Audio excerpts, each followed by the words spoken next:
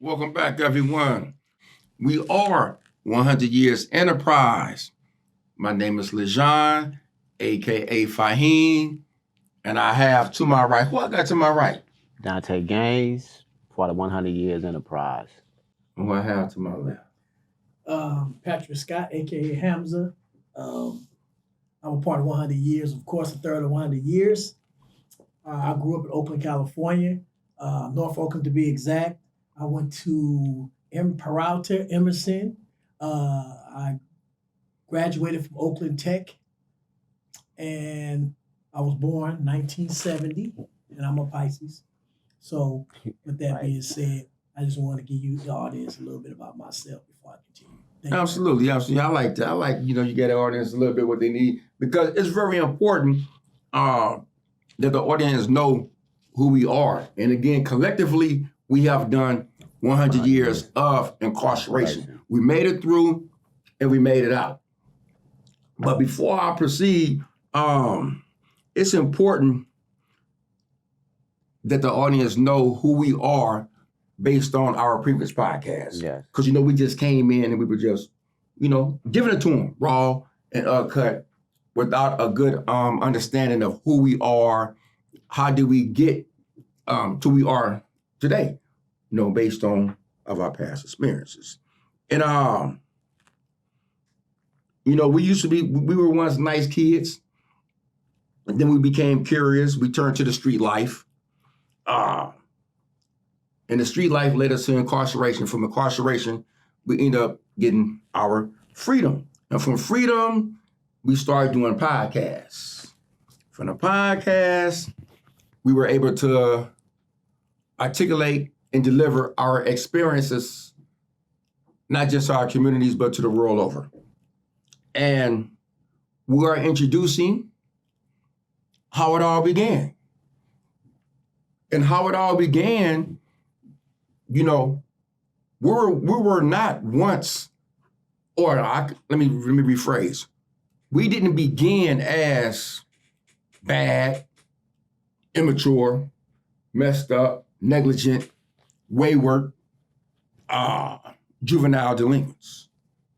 We had a good innocence. We had a good upbringing from our families, our grandparents, our mothers, our fathers, or whoever who raised us, whoever made sure that our homework was done, who made sure we was going to daycare, made sure that whatever we desired to be, if it was ride motorcycles, if it was playing tennis, if it was to become a professional swimmer, playing baseball, football, or whatever we wanted to be as kids. But somewhere down the line, we end up going a little left, then far left, and it led us to places what we all know we'd never wanted to be. And I was one of those kids who was very curious of what was going on in the society, in the neighborhood. But before I even got to the curious point, I wanted to play football. And my very first football team was the Richmond Steelers. Just being in school, I was very, I became athletic. And I always wanted to be one of the ones who was head of class at PE playing kickball. Y'all been playing kickball? So you was a good kickball player? I was very good with the left foot, too. Is that right? Yes, sir. Okay. So how was your, you went straight left or you had a piece of innocence? Nah, I was considered a pretty good kid. Matter of fact, my family was shocked that I was the one out of all the siblings and the cousins ended up in prison. Mm-hmm. They thought I would be a lawyer. They thought I would be, because I always was entertaining. I guess I could say I always talked a lot, and I always thought I knew what I was talking about, and I made it very entertaining what I did talk about. So I always had aspirations of, higher learning, and, I would be placed in different schools through my relatives that believed that I had the aptitude to learn. Yes. So they would put me in different schools. But at the same time, my mother was a type of woman that she was unlettered, like I always said at her funeral, that she dropped out of school like in about the 7th grade. And at that time, you know, when she got older, she had me when she was 20, of course. And I'm the second oldest in my family. And so uh, she wasn't very educated in terms of scholastic, but she was very wise and had great, deep common sense. And I get that from her to be able to reason and rationalize every moment, every situation that we placed in. You know, and I'm not saying everyone was good, but she had a position. Yeah. And so I learned that from her. And, you know, I went to my elementary school. I went to Peralta in Norfolk on 660 Telegraph. I ended up moving to East Oakland. Matter of fact, in my 7th grade year, I went to King Junior High. And then I went to Elmhurst in the 8th grade. And I met a lot of guys in East Oakland. And that's when I got a glimpse of my innocence was taken when I was in the 8th grade. Because I was in a school that was... Stop. Excuse me, not to say stop, but I got a question. Yes. Before your innocence was taken, what were you doing? What other things you were doing? Before that, yes, I was, like I said, I was on a swim team. Okay, on the swim team. Now, tennis. I got a question. How did a guy growing up and going to Elmhurst and in the neighborhoods of East Oakland end up on the swim team? Because for me, I found someone standing in the Oakland Hills and Piedmont, someone on a swim team. But how did you end up in Speedos on a swim team? How did that happen? No, I'm just saying. You make it seem so graphic. But at the same time, well, I was just saying. I can say this here. My oldest brother was a very good swimmer, and I emulated him. Oh, and I became very good, and I loved water. So it started off just basically, I knew how to swim. I emulated other guys doing cannonballs, breaststroke, backstroke, and I started doing it at Willard over there in Berkeley. And once I started swimming, I got noticed by a lifeguard. Mm-hmm. You know, and he was like, "Man, you need to join the swim team because you can really swim." Yeah. You know, and I ended up joining the summer. They had the little summer leagues, just like everything else, football and everything. They had summer leagues for swimming. Right. And so I, you know, got involved with that at the 6th grade, and I got real good at it. And then I got so good at it that they wanted to move me up. But as the higher I went up in it, the more it wasn't a lot of blacks in it. So, you know, I faced racism. You know what I mean? They would talk about my dark skin because it was, you know, I was competing at a high level, and at that high level, it was more so you was really cut for European. Yeah. And so, you know,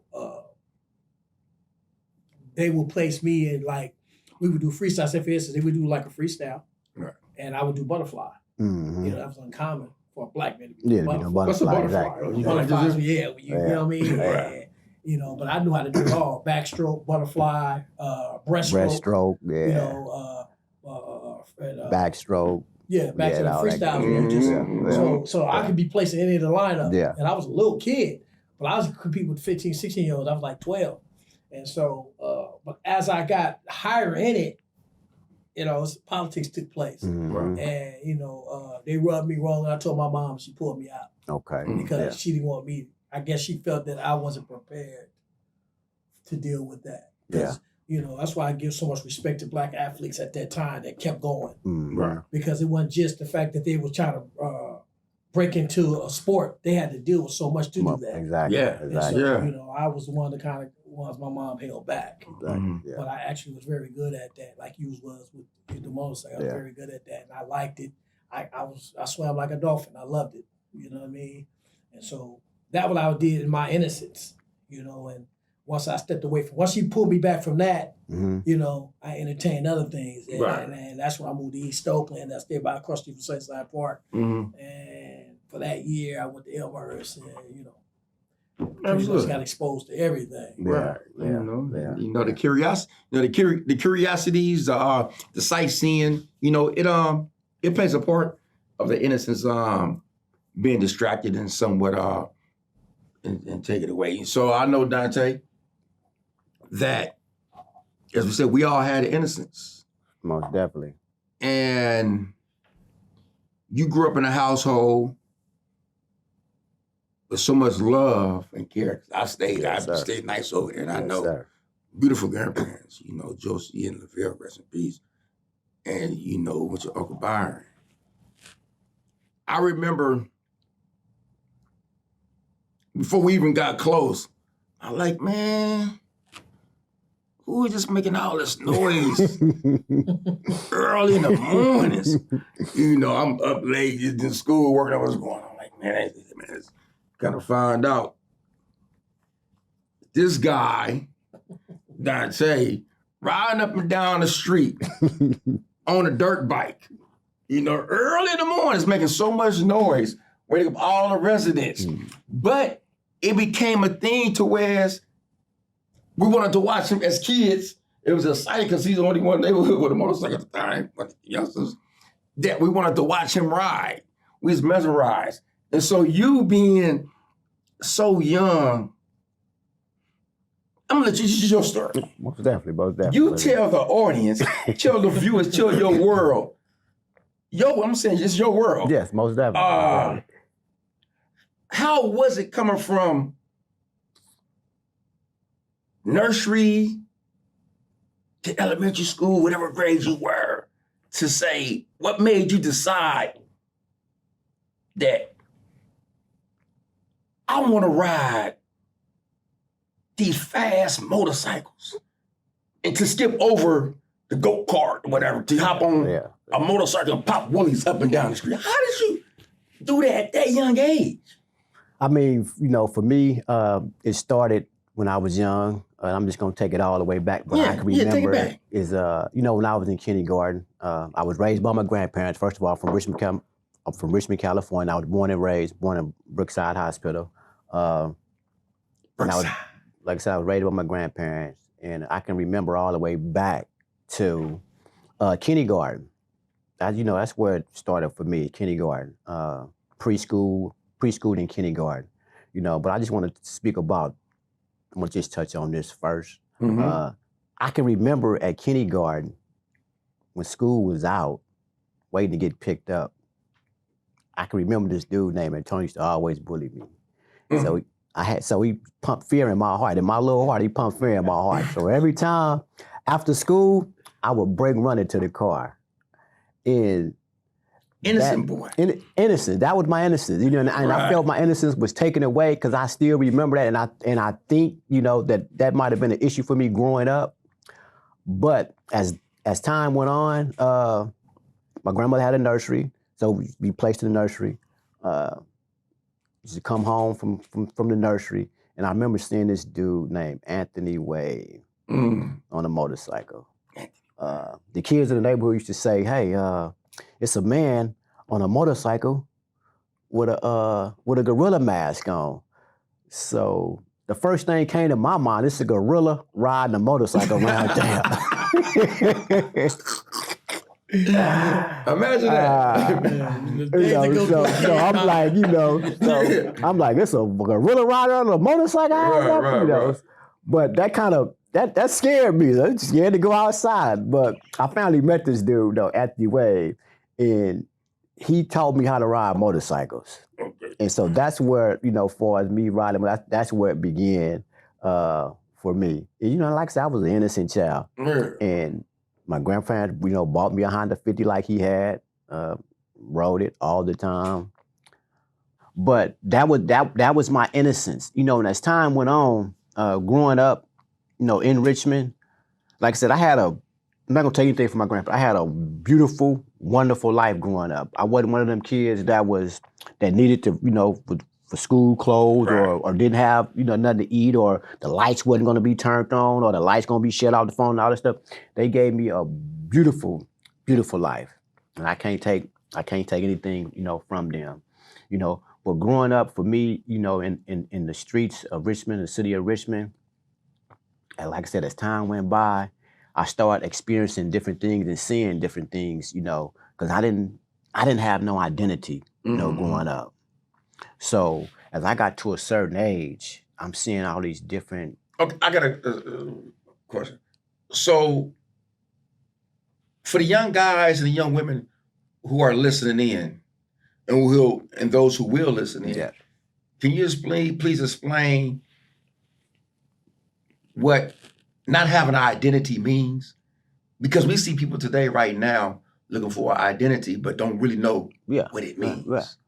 Don't know what direction you're going in. Don't know who you are as an individual. And I think for the most part, growing up as a kid, none of us know our identity or what direction we're gonna go in.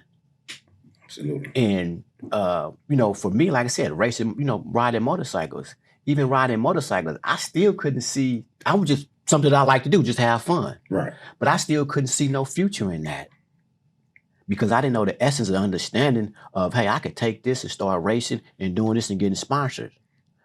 I didn't know any of that. And so I gravitated, to the streets probably when I was like 13, 14. Seeing all these different guys, driving these different cars, got the jewelry, got the long hair, got the curls, and this. So I was attracted to that. Mm-hmm. Even though I had a wonderful life growing up, went camping, we went hunting, we used to go to Dante and ride the motorcycle. We did a lot of family things. So would you say you was troubled at that time instead of at risk? Because you ain't came in contact with law enforcement. I was troubled. Troubled. Based on your identity? Based on my identity. Right. Because for some reason I felt what my grandparents gave me, that wasn't good enough. Mm-hmm. And I think, when I think about it now, is that if a lot of, for us, the kids in the neighborhood, a lot of parents was kind of like doing the same thing my grandparents was doing, I think I'd have went a different direction.